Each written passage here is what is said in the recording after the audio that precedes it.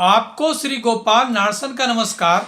Divine mirror Hindi channel में आपका बहुत बहुत स्वागत है। आइए जान लेते हैं आज की कुछ खास चर्चित खबरें।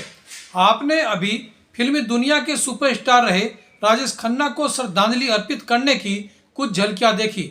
दरअसल आज नई दिल्ली में सिने स्टार राजेश खन्ना के मित्र विपिन ओबेरॉय ने उनकी 81वीं जयंती मनाई, जिसमें कांग्रेस के प्रवक्ता धीरेन्द्र प्रताप, भाजपा के प्रवक्ता देशराज आहूजा, पत्रकार सुनील नेगी, दीपक अरोड़ा आदि ने राजेश खन्ना से जुड़े संस्मरण सुनाए और उनकी अदाकारी को याद किया। केंद्रीय सूचना एवं प्रसारण मंत्री अनुराग ठाकुर ने आज 2023 का भारत सरकार का आधिकारिक कैलेंडर जारी किया, जो 2 साल के अंतराल के बाद छपा है। 13 भाषाओं में इस कैलेंडर की 11 लाख प्रतियां छापी गई हैं, जिसमें साल के 12 महीनों के लिए सरकार की 12 ही थीम को फोकस किया गया है। यह कैलेंडर देश के विभिन्न विभागों, राज्यों, संस्थानों, डीएम व बीडीओ ऑफिस, केंद्रीय विद्यालयों आदि में लगाया जाएगा।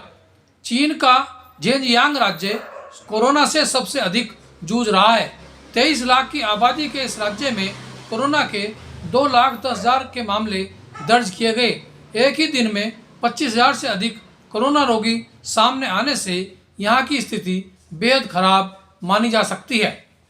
उत्तर प्रदेश में ओबीसी आरक्षण के बिना ही निकाय चुनाव कराने के हाईकोर्ट के आदेश के खिलाफ योगी सरकार ने सुप्रीम कोर्ट में एसएलपी दायर की है, जिसमें 2 जनवरी को सुनवाई होगी। इस साल के आखिरी दिन यानी 31 दिसंबर को यदि आपके पास होटल की बुकिंग नहीं है तो आपको मसूरी में प्रवेश नहीं मिलेगा। पर्यटकों की संख्या को नियमित करने के लिए यानी नियंत्रित करने के लिए उत्तराखंड पुलिस ने नए साल के जश्न पर ट्रैफिक प्लान जारी किया है, जिसके तहत भारी वाहनों को भी प्रतिबंधित किया गया है। उत्तराखंड के भूवैज्ञानिक JS रावत ने अपने एक शोध में दावा किया है कि सरस्वती नदी 8500 वर्ष पूर्व उत्तराखंड से हरिद्वार, दिल्ली, उत्तर प्रदेश के प्रयागराज, लोथल व मोहनजोदड़ो तक बहती थी, जिसका इसी स्थान पर यमुना ने अपना पांव पसार लिया है। यानी यमुना अब उसी स्थान पर बहती है जहां कभी सरस्वती बहा करती थी। उनका दावा है कि एक समय गंगा भी ऋषिकेश से दिल्ली के बीच बहती थी। उस रास्ते को भी अब यमुना ने अपना लिया है। यानी यमुना को ही सरस्वती नदी कहें तो उक्त अध्ययन के अनुसार गलत नहीं होगा। उत्तराखंड में नदियों किनारे किसी भी तरह के निर्माण कार्य पर रोक लगा दी गई है। राज्य स्तरीय गंगा समिति की बैठक में मुख्य सचिव डॉक्टर SS संधू ने उक्त अनुपालन के लिए ड्रोन से निगरानी कराने को कहा। वो गंगा में गंदा पानी न डालने के निर्देश भी दिए हैं। राष्ट्रीय मजदूर कांग्रेस के प्रदेश अध्यक्ष हीरा सिंह बिष्ट ने उदय सिंह पुंडीर को इंटक का हरिद्वार जिला अध्यक्ष नियुक्त किया है। ढंढेरा में इस अवसर पर आयोजित स्वागत कार्यक्रम में हीरा सिंह बिष्ट ने राज्य से फैक्ट्रियों के पलायन, बेरोजगारों की बढ़ती संख्या, मजदूरों व किसानों की अनदेखी पर सरकार को घेरा। देखिए इसी पर एक रिपोर्ट। मजदूर की उसके लिए क्या क्या आप दिहाड़ी मजदूरों का भी है, उसमें मिनिमम वेजेज बढ़ने चाहिए, राज्य के हित में बढ़ने चाहिए।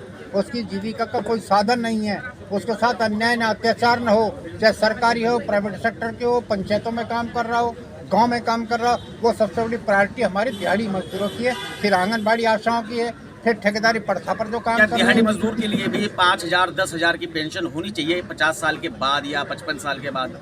दिहाड़ी मजदूर पंजीकृत होते हैं, चाहे वो हमने तो उसको बहुत बड़ा उसका व्यापक जो मनमोहन सिंह जी ने पंचायत उसमें गांव में व्यवस्था की थी मजदूरी की, उनको भी उस श्रेणी में हम लोग लाना चाह रहे हैं। जो मनरेगा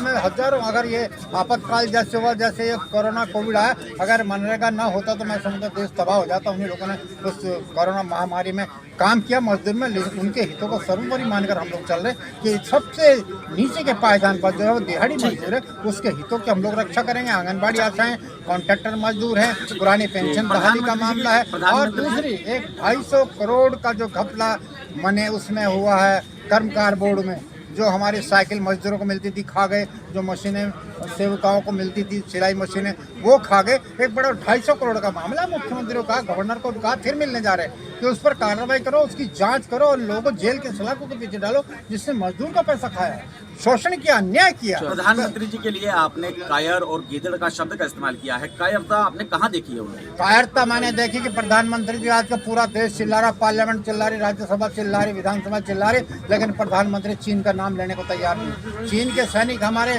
सीमाओं में घुस गए, सैकड़ों मील अंदर तक आ गए, लेकिन मैं नहीं समझता कि प्रधानमंत्री क्यों नहीं चीन का नाम ले रहे। पूरी पार्लियामेंट में एक दिन बयान देने को तैयार नहीं है, तो क्या काम बहादुर कहें इसको? ठीक है, दुश्मन हमारी सीमाओं में आ गया और प्रधानमंत्री उसका नाम लेने को तैयार नहीं है। ऐसे क्या संबंध है आपके? आपने एक दिन झूला झूल लिया तो आप देश को गिरवी रख देंगे?